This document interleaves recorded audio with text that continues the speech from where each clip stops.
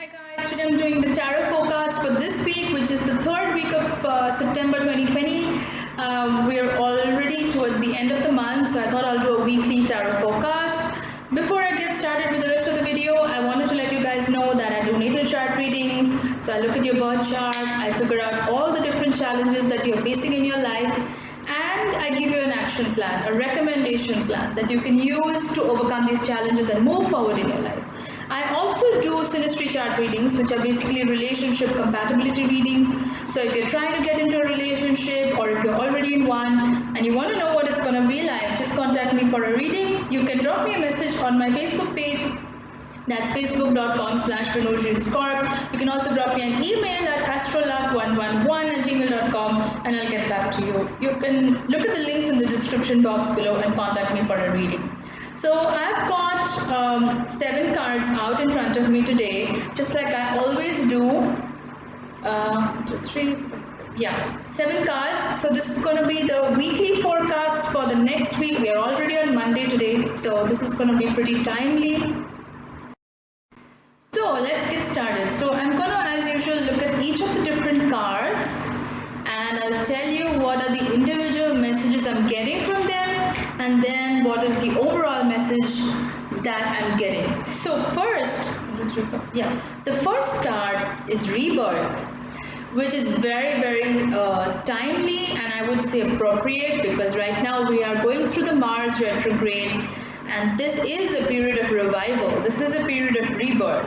So you are going to get in touch. If you are into shadow work, inner work and meditation, then you already know what I'm talking about. A lot of past issues, a lot of hidden wounds, they're all going to come up to the surface, and this period is basically going to force you to deal with them, force you to open up those old wounds and explore why you're feeling the way you're feeling. And this is a great time to look at that and heal that and move forward.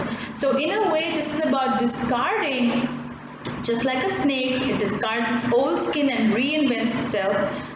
This is a period where this whole week is going to be about you letting go of old limiting patterns, old beliefs, old fears. Sometimes it may mean getting rid of toxic people, toxic friends, so-called well-wishers who you thought had your interest, but right now you realize that no, not really. They don't really have your best intentions in mind. So this is about letting go of a lot of old stuff, things that you probably already knew deep down weren't really serving you, but this is a time for you to let go. Letting go is, I think, a big theme throughout the Mars in retrograde season, as well as throughout 2020. It's about letting go, it's about staying in the moment, and it's about taking things as they come, taking every day as it comes. So rebirth, it's going to be a very big time for you to reinvent yourself. Don't look at it as a negative thing. Look at it as a great way to rediscover yourself, who you really are at the core. That's what this week is going to teach you. The next card is the Hermit. So this is a time for seclusion. This is not a time for socializing. This is not a time for going out and meeting people. And life, this retrograde season is going to sort of force you to deal with yourself. You may try to get away from it all. You may try to distract yourself, whether that be through food, through entertainment, through catching up with friends. There's nothing wrong with catching up with friends, but I think the main theme this week is going to be about aligning with yourself, getting in touch with yourself. You can do that through meditation. You can do that through yoga. You can do that through cooking. You can do that through any kind of grounding activities that help you stay in tune with your center, help you stay in tune with yourself, And so that's why the Hermit card is very important now, because this is going to be a time where you are going through this journey alone. You're getting in touch with your intuition more. You're realizing more and more what you're going to accept in your life and what you're not going to accept. What are your boundaries? What are your deal breakers? You already knew that all along, but this week is going to reinforce that. It's going to really drive home the point that these are the things you're not going to tolerate anymore. These are the things that are okay, that are not okay. These are the kind of people you don't want in your life anymore. What looks positive to you? What does good feel like to you? Those are the things that are going to come to the surface during this week. The next card is the 7 of Swords. So at some point during this week, you're going to feel very worried. You're going to feel tensed, you're going to feel anxiety, you're going to feel a little bit cagey, like not everything is moving forward the way you wanted it to. But this is a good time for reflection. This is a good time to write down your thoughts. If you're feeling anxious, if you're feeling worried, write down those thoughts in a journal and try to process it that way, because sometimes a lot of us, we find trouble sitting down and sitting still and meditating. If you're one of those people, journaling is a great outlet for you, because it's going to give you an avenue to actually write down your thoughts, see them in front of you on the paper, and make sense of it all. So processing your thoughts this way is going to be great during this week. The next card is the High Priest. So the High Priest is a masculine energy. It's about victory. It's about pushing through no matter what. It's the energy of the sun. It's masculine energy.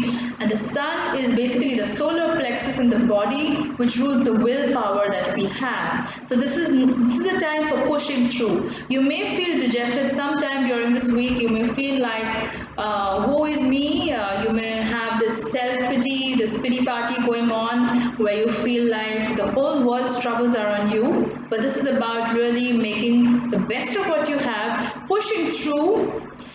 It's not about being complacent. It's about realizing that you've really come a long way from where you started. Just look at January 2020 and look at where you are now, and look at the growth that you've made through all these weeks, all these months, and you'll realize that this is a pattern of growth. You are ascending on this path. You have not been complacent. It's not a plateau. You have grown. So it's about recognizing your achievements. It's about recognizing your accomplishments and feeling good about yourself, and realizing that you've been through a lot worse and you can definitely go through this period as well. It's just about pushing through and doing what has worked for you in the past and continuing with that same pattern.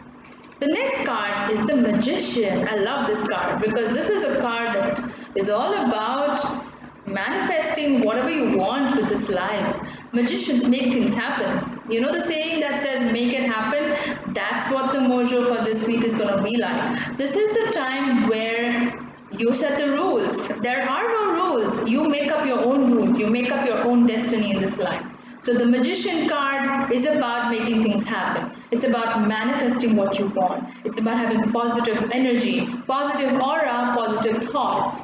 Don't let negative people around you cloud your judgment. Don't let other people tell you what you should do in your life. This is your life. You are the magician, you are the creator of your own life. You decide the rules, you decide what you want to do in this life, and you decide how you want to take it forward, So that's why I said that this is also going to be a time when you allow certain things, you don't allow certain things, because you do have a higher purpose. You do have some priorities in your life, and if certain people and certain situations are not aligning with that, then it's time to let them go, because you have to move forward in the direction that only supports your highest vision, your highest priority in life. So that's why the Magician card is all about only looking forward, only looking at what is aligned with your higher path and your higher purpose. The next card is the Two of Wands.